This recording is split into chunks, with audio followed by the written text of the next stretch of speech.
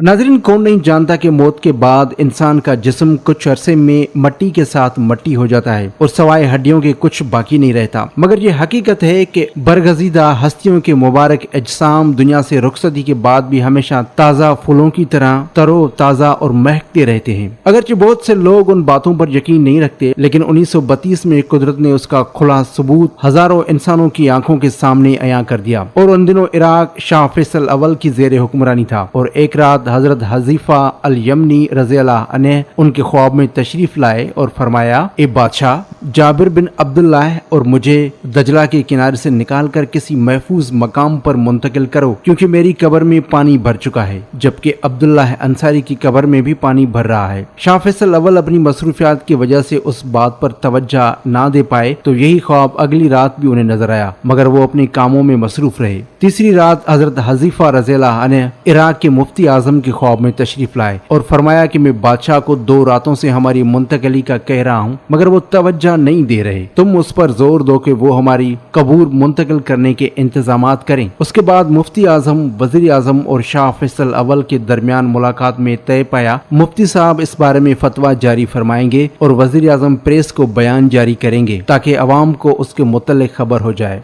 इब्तदाई तौर पर यह फैसला हुआ कि 10 जुल्हज को कबूर मुबारक की मुंतकली का मुकद्दस फरीजा सर अंजाम दिया जाएगा, मगर हिजाज कराम की दरख्वास्त पर तारीख 20 जुल्हज को मुकर्रर की गई ताकि हज से फारिग होने वाले भी इस अहम मौके पर पहुंच सकें। फिर वो दिन भी आन पहुंचा कि बगदाद शहर की गलियां लोगों से भर गईं और दूर और नजदीक से आने वाले मुंतजर थे कि कब ये मुबारक फरीजा सर अंजाम दिया जाएगा। नमाज ज़ोहर के बाद हजारों लोगों की मौजूदगी में दोनों सहाबाए कराम की कबूर को खोला गया तो वाकई उनमें पानी भर चुका था, लेकिन हर देखने वाले ने देखा कि उन मुकद्दस हस्तियों के मुबारक जिस्म ऐसे तरो ताज़ा थे जैसे अभी चंद लम्हे पहले सोए हों और फिजा निहायत खुशकन खुशबू से मुअत्तर थी। इस मौके पर हर आंख फरते जज्बात से अशकबार थी और देखने वाले हैरत ज़दा थे।